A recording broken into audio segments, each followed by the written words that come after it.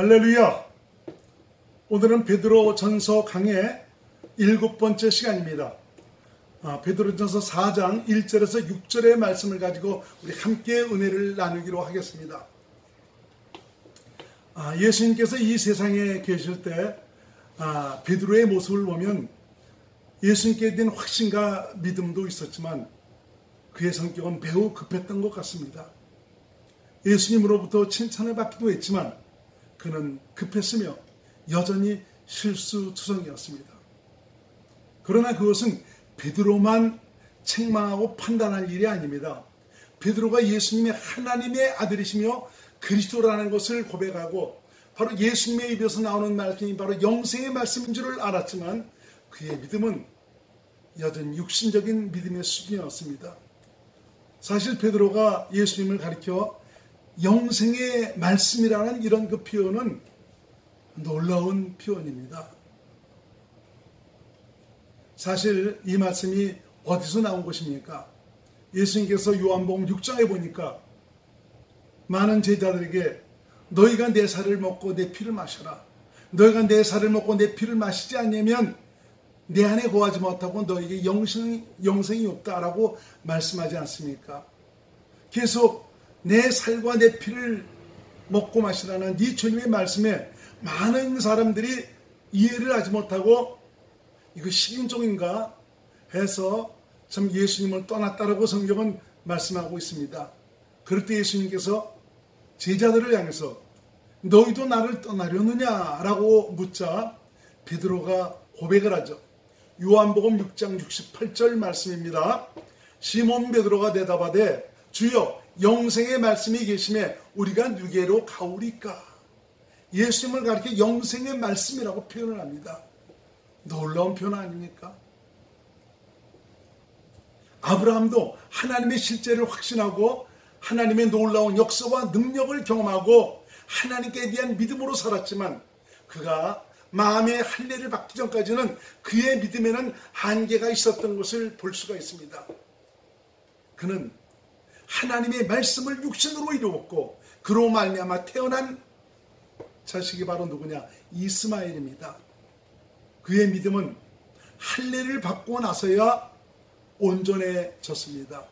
로마서 4장 18절에서 22절 말씀을 제가 읽어드립니다. 아브라함이 바랄 수 없는 중에 바라고 믿었으니 이는 네 후손이 이 같으리라 하신 말씀대로 많은 민족의 조상이 되게 하려 하심을 인함이라. 그가 백세나 되어 자기 몸에 죽은 것 같음과 사라의 태에 죽은 것 같음을 알고도 믿음이 약하여지지 아니하고 믿음이 없어 하나님의 약속을 의심치 않고 믿음에 견고하여져서 하나님께 영광을 돌리며 약속하신 그것을 또한 능히 이루실 줄을 확신하였으니 그러므로 이것을 저에게 의로 여기셨느니라. 사실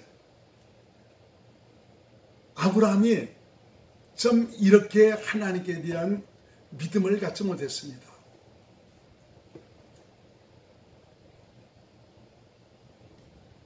그래서 좀 내 아내 사라에게 아들이 있을 것이다. 이름까지 지어주시면서 아들이 나면은 그 이름을 이삭이라고 하나님께서 말씀을 하셨지만 아브라함은 믿지 못하고 좀 웃었습니다. 여러분이 한번 마태복음 17장의 말씀을 잘 한번 읽어보시기 바랍니다. 거기에 보면 오늘 로마서 4장 18절에서 22절 요때의 상황과 같은 시기에 아브라함이 하나님의 말씀을 들으면서 믿지 못했던 것을 볼 수가 있습니다. 그러자 하나님께서 무슨 소리냐 하면서 정말 너희 아내 사라에게 아들이 있을 것인데 그로 말미암아 날 자식은 바로 이삭이라라. 그가 정말 열방을 이끄는 그 민족의 조상이 될 것이다 라고 그러지 않습니까? 하나님께서 그 순간 믿지 못하는 아브라함의 마음에 할례를 베푸시니까 로마서 4장 18절에서 22절 말씀, 참 이 말씀을 고백할 수가 있었던 것입니다. 로마서에서 언급하고 있는 아브라함의 믿음은 바로 할례를 받고 나서야 가질 수 있었던 믿음이었습니다. 그 이전에는 하나님의 약속을 믿지 못했습니다. 그는 하나님의 말씀을 믿지 못해서 얻은 그 이스마엘로 말미암아 만족을 하려 하였습니다. 창세기 17장 17절에서 18절의 말씀을 제가 읽어드리겠습니다. 아브라함이 엎드려 웃으며 심중에 이르되 100세 된 사람이 어찌 자식을 낳을까? 사라는 90세니 어찌 생산하리요 하고 아브라함이 이에 하나님께 고하되 이스마엘이나 하나님 앞에 살기를 원하나이다. 이렇게 믿지 못했던 사람입니다. 근데 로마서 4장 18절 이하에는 하나님의 약속에 견고하여져서 믿음이 흔들리지 아니하였다라고 말씀해주고 있죠. 이것은 이 말씀을 들은 아브라함에게 하나님께서 할례를 받게 함으로 말미암아 하나님의 약속, 그 말씀을 믿었던 것입니다. 그러면 베드로의 믿음이 언제 온전해졌습니까? 바로 오순절 성령 강림 이후입니다. 성령 충만을 받자 그는 주님께 대한 확신과 믿음은 물론 성령으로 말미암아 그리스도의 마음을 가지고 자신 안에 계신 그리스도에 의해서 그리스도를 믿음으로 사는 것이 어떤 것인가를 확실히 알고 깨닫게 되었습니다. 그 전에 예수님께서 잡히셨을 때 잡히신 예수님을 쫓아서 가야바 제사장의 그 뜰 안까지 가지 않습니까? 거기서 비자가 베드로를 가리켜 너도 예수와 함께 했던 그 사람 아니냐? 너 갈릴리 사람 아니냐? 그러니까 3번이나 부인을 하지 않습니까? 난 결코 주님을 부인하지 않습니다. 목숨 걸고 주님을 지키겠습니다. 라고 말하지 않습니까? 그렇던 그 베드로가 오순절 강림 이후에 하나님께서 받으실 온전한 믿음의 사람으로 변화가 되었습니다. 베드로는 그리스도께서 받으신 고난으로 믿음으로 사는 자들이 더 이상 죄에 마여 살 이유가 없다는 것을 교훈을 하고 있습니다. 이제는 새 마음을 주신 은혜를 따라서 그 주신 마음으로 살기만 하면 저절로 하나님의 뜻대로 살 수 있다라고 설명을 하고 있습니다. 오늘 본문 1절에서 2절 말씀을 제가 읽어드리겠습니다. 그리스도께서는 육신으로 고난을 받으셨습니다. 여러분도 같은 마음으로 무장하십시오. 육신으로 고난을 받은 사람은 이미 죄와 인연을 끊은 것입니다. 이제부터는 육신으로 살아갈 남은 때를 인간의 욕정대로 살지 말고 하나님의 뜻대로 살아야 합니다. 영이신 하나님, 인간의 몸을 입고 오신 예수님이 고난을 받으신 이유가 바로 무엇입니까? 왜 십자가에서 죽으셨습니까? 바로 우리의 죄 때문 아닙니까? 피 흘림이 없은즉 사함이 없기 때문입니다. 그것 때문에 우리 주님은 나 위해서 피 흘려 죽으셔서 우리의 죄값을 완전하게 지불을 하셨습니다. 히브리서 9장 22절 말씀을 제가 읽어드립니다. 율법을 조차 거의 모든 물건이 피로서 정결케 되나니 피 흘림이 없은즉 사함이 없느니라. 피 흘림이 없은즉 사함이 없다. 죄는 오직 피로서 속할 수가 있습니다. 그것도 어떤 피입니까? 죄가 없는 의인의 피입니다. 그렇지만 이 세상에는 죄가 없는 사람이 없습니다. 그래서 하나님이신 예수님이 육신의 몸을 입고 이 땅에 오셨습니다. 예수님은 우리 인간의 모든 죄를 대속할 만한 충분한 자격을 가지고 오셨습니다. 바로 의인이기 때문에 그렇습니다.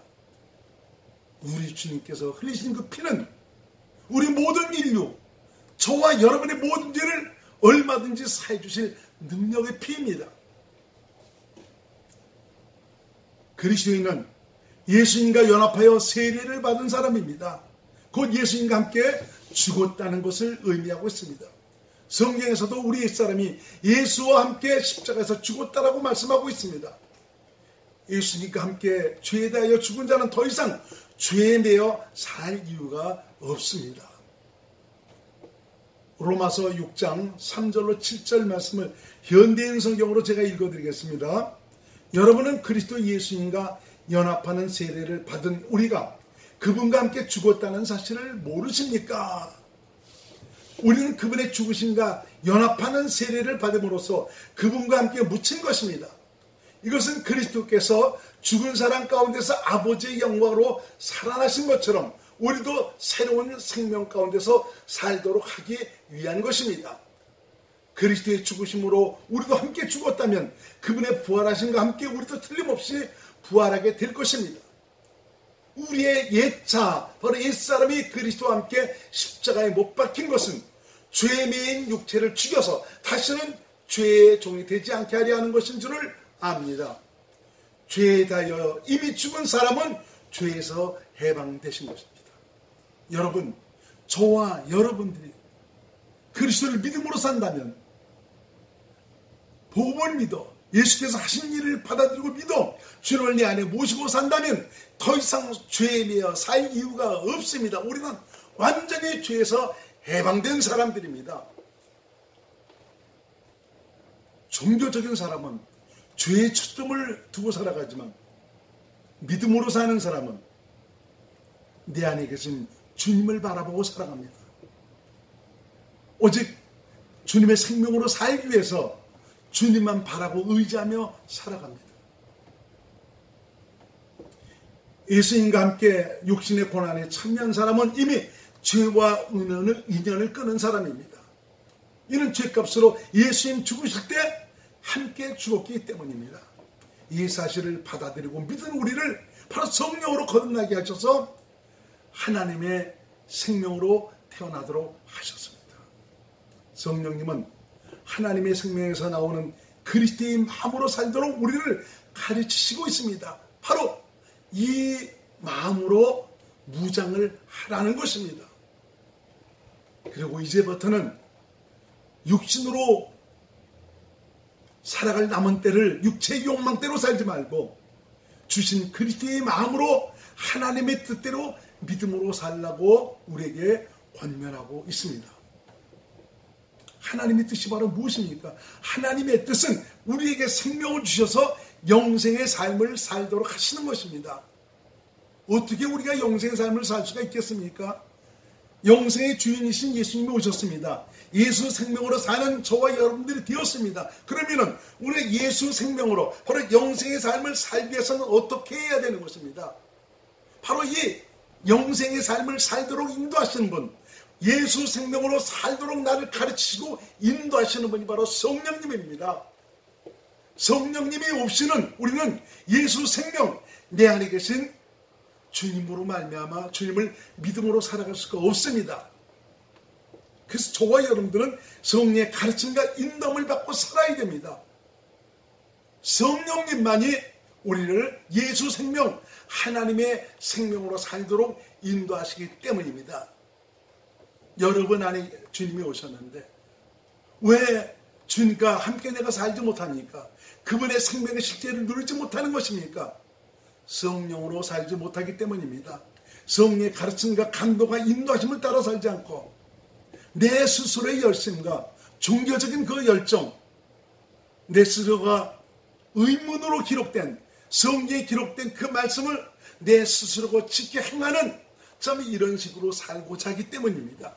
이것이 바로 의문으로 사는 것이요 종교인으로 사는 것입니다. 그래서 성경에는 너희는 믿음의 선한 싸움을 싸우라, 영생을 취하라고 말씀을 읽었지 않습니까? 영생을 취하는 것, 영생으로 말미암아 살아가는 것,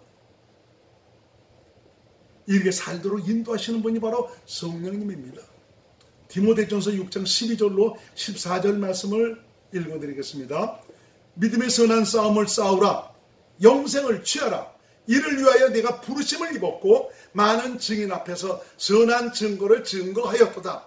만물을 살게 하신 하나님 앞과 본디오 빌라도를 향하여 선한 증거로 증거하신 그리스도 예수 앞에서 내가 너를 명하노니 우리 주 예수 그리스도 나타나실 때까지 점도 없고 책망받을 것도 없이 이 명령을 지키라.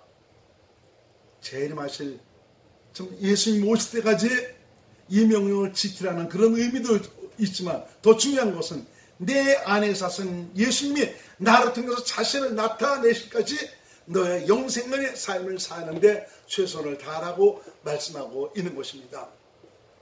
영생을 취하라. 여러분 잊지 마시기 바랍니다. 이것은 성령으로 살기에 힘쓰라는 것입니다. 그래서 성경 곳곳에는 성령을 쫓아 살아라. 네가 성령으로 살면 성령으로 영생을 거두리라고 말씀해주고 있지 않습니까? 그래서 우리가 심어야 될 것은 바로 뭡니까? 성령으로 심는 것입니다. 이 말은 바로 성령의 가르침과 인도하심을 따라 살라고 말씀하고 있는 것입니다. 갈라디아서 6장 7절로 8절 말씀, 스스로 속이지 말라. 하나님은 만물이 여김을 받지 아니하시나니 사람이 무엇으로 심든지 그대로 거두리라. 자기의 육체를 위하여 심는 자는 육체로부터 썩어진 것을 거두고 성령을 위하여 심는 자는 성령으로부터 영생을 거두리라. 누구로부터? 성령으로부터 영생을 거둔다 이겁니다. 성령으로 살아야 영생의 삶을 살 수 있습니다. 예수 생명으로 살 수가 있습니다. 내 안에 생명으로 오신 예수님을 믿음으로 그분의 실제를 누리며 살아갈 수가 있다는 것입니다. 자, 본문 3절로 4절 말씀을 현대인 성경으로 제가 읽어드리겠습니다. 여러분도 전에는 이방인들이 즐기던 방탕과 정욕과 술취함과 진탕 마시고 흥청망청 떠오르는 것과 우상 숭배에 빠져 살았지만 이제 다 지나간 일에 불과합니다. 그래서 그들은 방탕한 일에 여러분이 함께 어울리지 않은 것을 이상히 여겨 비난하고 있습니다. 우리도 전에는 예수 믿지 않는 자들처럼 방탕과 정욕과 술취함과 진탕 마시고 흥청망청 떠들며 육신의 향락에 젖어 살았습니다. 오직 내 자신이 우상에 대해서 바로 육신의 즐거움과 기쁨과 만족에 자신을 맡기고 살았습니다. 그러나 내 중심으로 나만 위해 살던 나는 죽었습니다. 우리는 이제 내가 우상이 되어 살던 우상 숭배에서 벗어났습니다. 이전 것은 지나갔습니다. 새 사람이 되었습니다. 골로새 3장 5절 현대인 성경으로 읽어드립니다. 그러므로 여러분은 땅에 있는 육체의 욕망을 죽이십시오. 음란과 더러운 짓과 정욕과 악한 욕망과 지나친 욕심은 버려야 합니다. 지나친 욕심은 우상 숭배입니다. 이제는 주님 주신 마음, 곧 새로운 마음으로 살아야 합니다. 우리 스스로가 육체의 욕망을 죽이고 음란과 더러운 짓과 정욕과 악한 욕망, 지나친 욕심을 버리려고 노력하라는 말이 아니고 너희가 성령의 가르침을 따라 그리스도 안에서 주님 주신 마음, 그리스도의 마음으로 살면 저절로 새 사람으로 살게 된다라고 말씀하고 있는 것입니다. 전에 세상과 짝하며 세상 사람과 어울리며 그들과 함께 방탕한 삶을 살다가 그들과 어울리지 않고 거룩한 삶을 살 때 그들에 의해서 비난을 받기도 합니다. 어떻게 사람이 저렇게 변할 수가 있나 해서 위선자라는 조롱을 받기도 합니다. 그러나 그러한 조소와 비웃음에 마음 두지 마십시오. 이미 여러분들은 새로운 세계로의 여정을 시작한 사람입니다. 저도 확실하게 주님을 만나고 세상 줄 끊어버리고 내가 좋아하던 친구들 끊어버리고 그 좋아하던 술, 담배, 참 그 육체가 즐거웠던 모든 것을 끊어버리고 온전히 이 길로 가니까 저를 알던 많은 사람들이 저를 향해서 좀 머리가 좀 돌았다. 쟤 좀 어떻게 이상하게 됐다. 라고 수근수근 거리는 소리가 들리고 그런 얘기가 이 사람 저 사람을 통해서 들리는 참 이런 일들이 있었습니다. 그렇지만 그런 일에 조금 더 여러분 마음 두지 마시기 바랍니다. 저와 여러분들은 이제 새로운 세상으로서의 여정을 시작한 사람, 영생의 삶을 위해서 시작한 믿음의 사람들입니다. 본문 5절에서 6절 말씀을 현대인 성경으로 읽어드리겠습니다. 그러나 그들은 산 사람과 죽은 사람을 심판하실 분에게 자기들이 행한 일을 낱낱이 고해 바쳐야 할 것입니다. 그래서 지금 죽어 있는 사람들에게도 기쁜 소식이 전파되었는데 이것은 그들이 육체로는 모든 사람처럼 심판을 받으나 영으로는 하나님의 뜻대로 살게 하려는 것입니다. 예수 믿지 않은 불신자들은 산 사람과 죽은 사람을 심판하실 하나님 앞에 자신들이 이 세상 살아가면서 행했던 모든 일들에 대해서 낱낱이 고해 바쳐야 할 것입니다. 백보자, 바로 신보자 심판대 앞에서는 이 세상에 왔다 간 모든 자들, 복음을 믿을 수 있는 기회를 놓쳐버린 이런 자들에 대한 행위의 심판이 있게 될 것입니다. 그날에는 모든 것이 만천하에 드러나게 될 것입니다. 계시록 20장 12절에서 15절 말씀을 현대인 성경으로 읽어드립니다. 그리고 나는 죽은 사람들이 모든 그 보좌 앞에 서 있고 책들이 펴져 있는 것을 보았습니다. 거기에는 또 다른 책이 한 권 있었는데 그것은 생명책이었습니다. 죽은 사람들은 그 책들에 기록된 자기들의 행위에 따라 심판을 받았습니다. 바다와 죽음과 지옥도 죽은 사람들을 토해냈으며 그들은 각자 자기들의 행위대로 심판을 받았습니다. 그리고 죽음과 지옥도 불못에 던져졌는데 이것이 바로 줄대의 사망, 둘째 죽음입니다. 누구든지 생명책의 이름이 기록되지 않은 사람은 이 불못에 던져졌습니다. 사실 육신의 죽음보다 둘째 사망이 더 무서운 것입니다.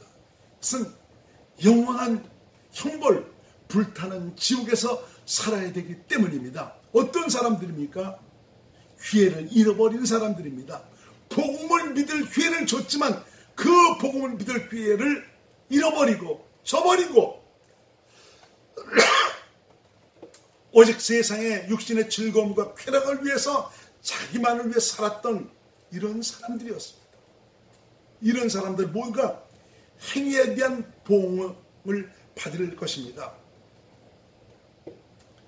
그리고 지금 죽어 있는 자들 곧 노아 시대의 물로 심판을 받아 영옥에 갇혀 있는 자들에게도 예수님에 의해서 복음이 전파되었는데 이것은 비록 육체로는 심판을 받았지만 다시 한번 복음을 받아들이고 믿은 자들을 하나님의 뜻대로 살도록 하시기 위함입니다. 인간을 향한 하나님의 사랑은 무엇으로도 헤아릴 수가 없습니다. 노아 시대 물로 심판받을 자들까지도 구원에 이르도록 하나님은 그들에게도 복음을 전파하셨습니다.